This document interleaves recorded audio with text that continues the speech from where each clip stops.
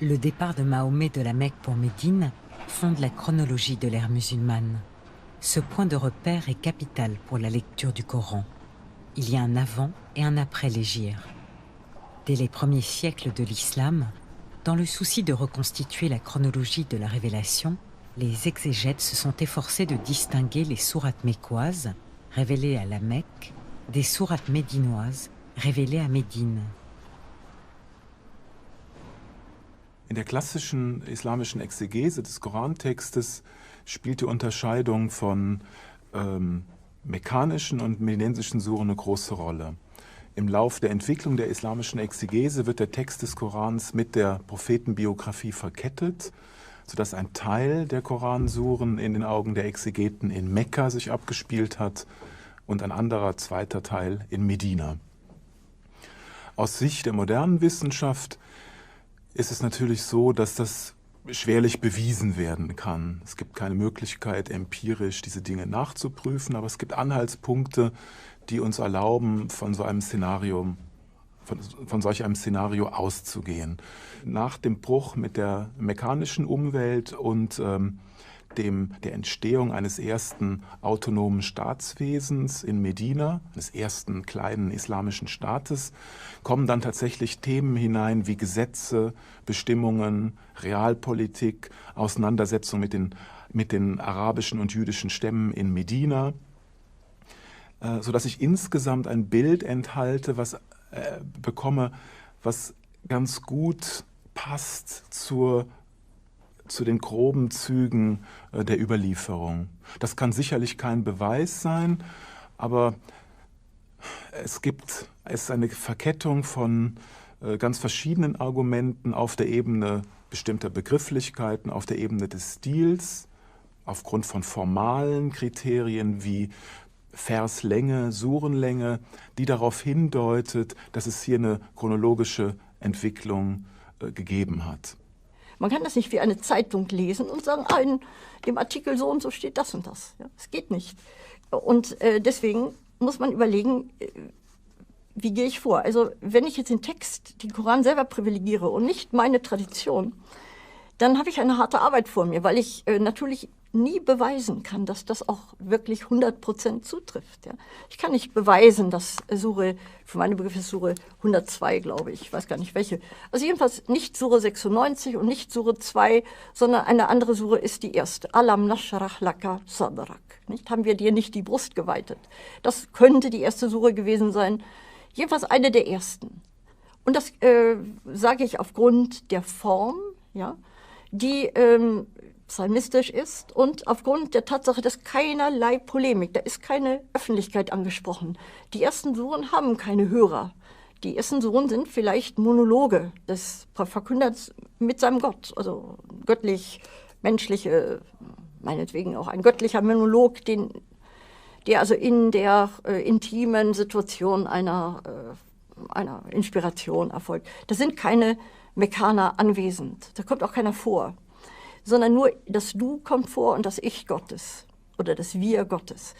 Etwas später sieht man dann etwas Polemik und noch etwas später kommen dann Strafen und Lohnvorstellungen auf. Das heißt, man kann diskursiv sehen, dass zunächst mal eine ganz intime, fromme Selbstreflexion da ist und dann wird das auf die Realität ausgestrahlt und dann werden auch Leute zitiert, wie sie darauf reagieren. Das heißt, man kann das eigentlich ziemlich plausibel als so einen Fächer, der sich immer breiter auffächert, beschreiben.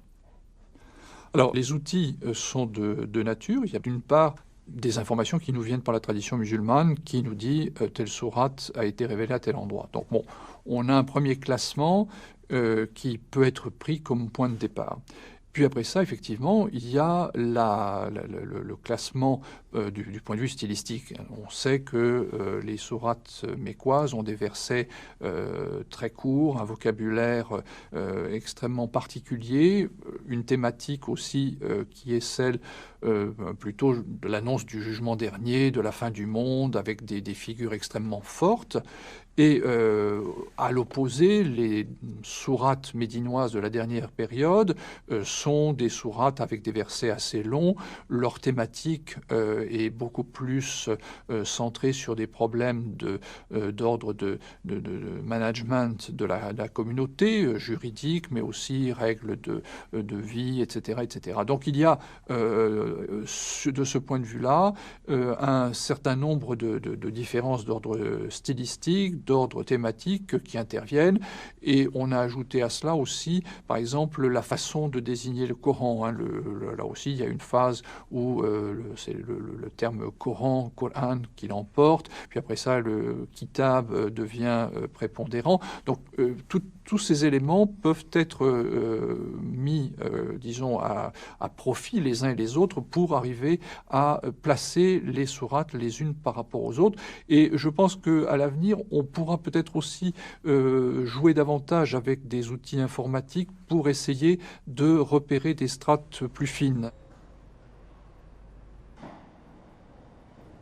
Bien qu'elle fasse souvent consensus, l'hypothèse d'une chronologie de la révélation reste impossible à vérifier.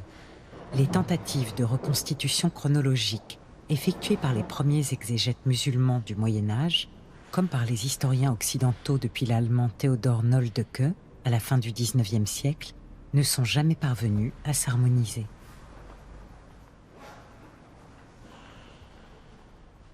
Au IVe siècle de l'Hégire, c'est-à-dire Xe siècle de la chrétienne, Ibn al-Nadim, dans son livre Al-Fihrist, donne donc une liste, n'est-ce pas, des sourates, soi-disant dans l'ordre chronologique de la révélation.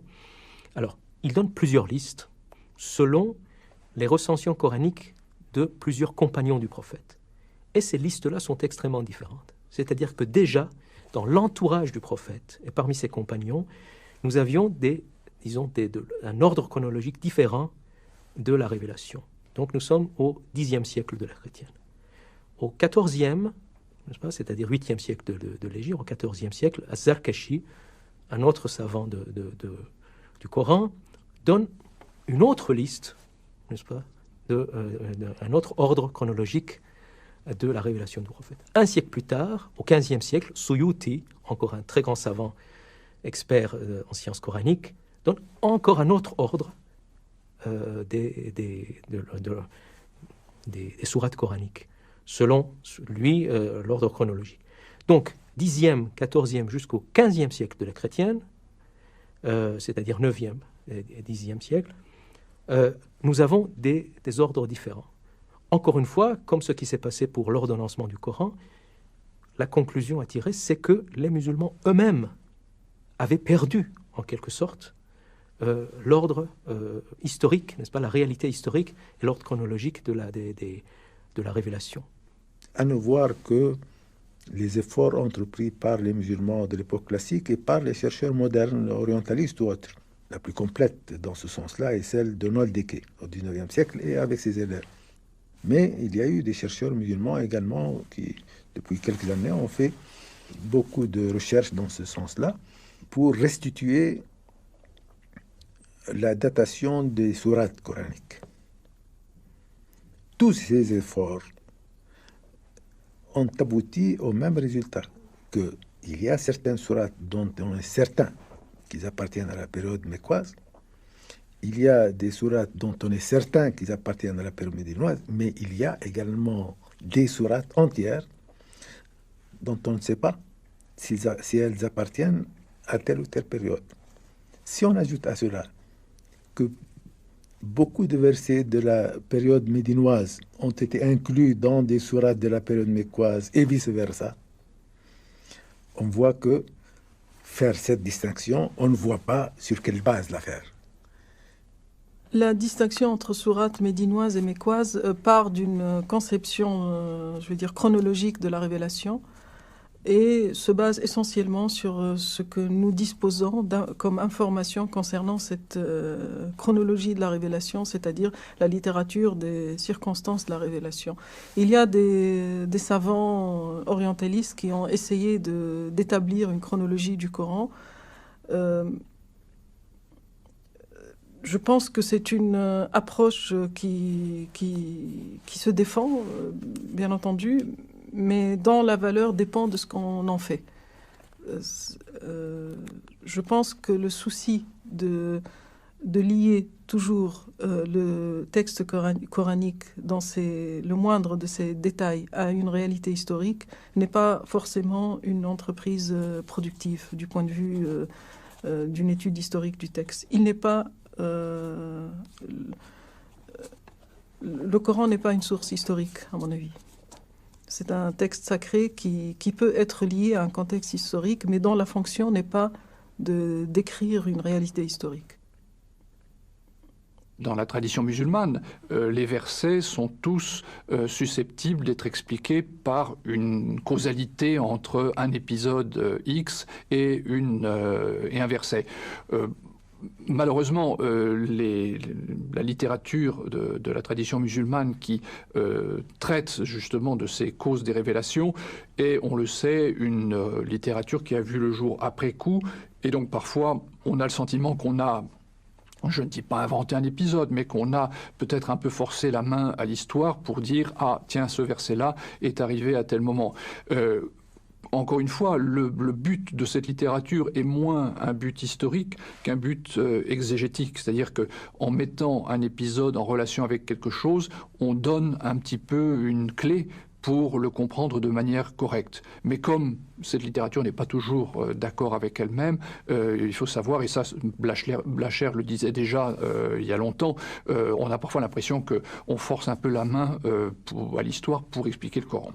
It's my conviction that we should abandon entirely the idea of chronology. First, in defense of this position, we might note that the Quran itself, it never says that it's divided chronologically. The Quran itself never says, this surah is a Meccan surah, that surah is a Medinan surah. It never says such a thing. What happened is that in the history of the so-called ulum al-Quran, the Quranic sciences in Islamic tradition, it became a challenge for Muslim scholars, building upon certain traditions which identify the revelation of individual pieces of the Quran with certain moments or at certain moments of the Prophet's life.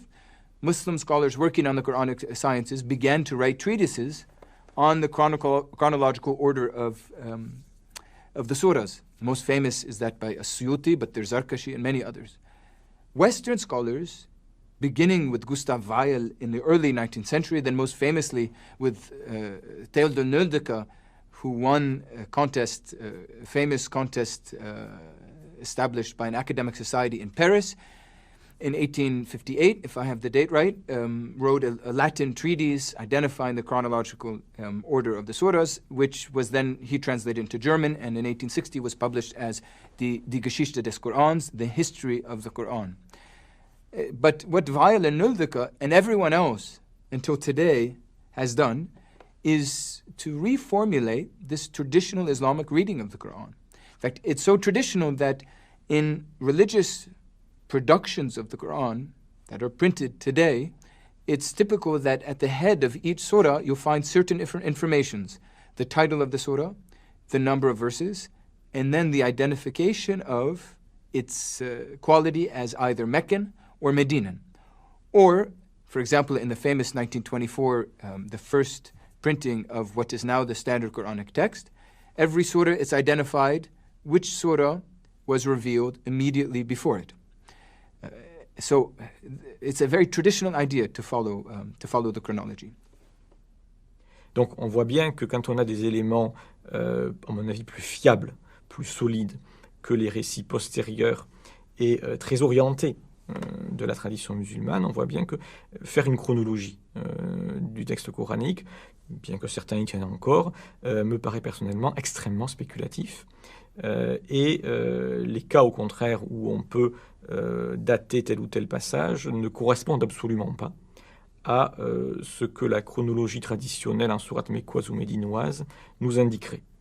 Donc il faut peut-être, je dirais, rompre le cadre très étroit des sourates mécoises ou médinoises pour rendre justice à la complexité du texte coranique et peut-être reconnaître enfin une histoire de la rédaction du Coran qui qui s'étale sur plusieurs décennies tout au long du 7e siècle, au moins jusqu'au milieu du 7e siècle. Pour les chercheurs comme pour les croyants, les sourates se présentent aujourd'hui selon un ordre qui résiste apparemment à toute logique, à tout classement chronologique. Cela complique évidemment la lecture du texte et le travail des historiens.